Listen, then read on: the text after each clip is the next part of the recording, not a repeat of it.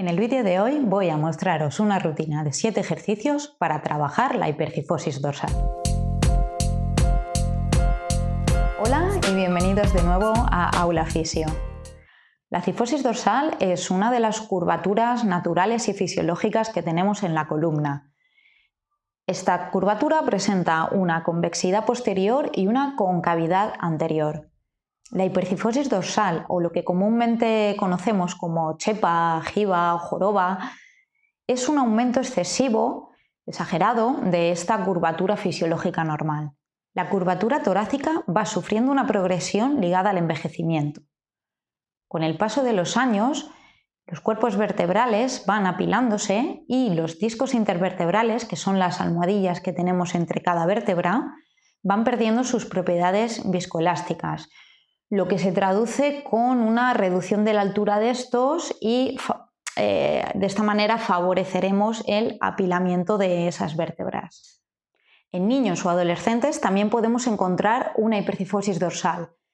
Esta es conocida como la enfermedad de Scheuermann y se produce por una malformación de los cuerpos vertebrales. En otras ocasiones nos encontramos que la hipercifosis dorsal será consecuencia de esas posturas mantenidas en el tiempo, tan rutinarias como son estar con el móvil, conducir, utilizar el ordenador, todas esas posturas que descienden el esternón y hacen que nos apilemos de esta manera. La presencia de una hipercifosis dorsal dará lugar a un estrés biomecánico en toda la región torácica y a una disminución de su movilidad. La cabeza y los hombros van a estar protraídos, es decir, echados hacia adelante de esta manera.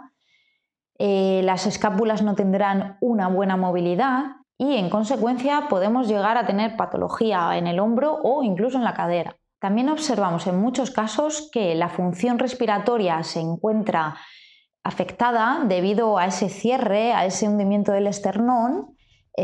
Justo donde tenemos el diafragma va a estar muy cerrado ese ángulo y podemos llegar a tener este tipo de problemas. Y también podemos presenciar una alteración en la función gastrointestinal. Los ejercicios de este vídeo van enfocados a trabajar esas hipercifosis dorsales que son adquiridas por malas posturas, malos hábitos posturales. Aunque no presentes una hipercifosis dorsal, pero tengas este tipo de trabajos que te obligan a tener esas posturas, te recomiendo que hagas estos ejercicios para evitar esa evolución, para evitar que vaya más.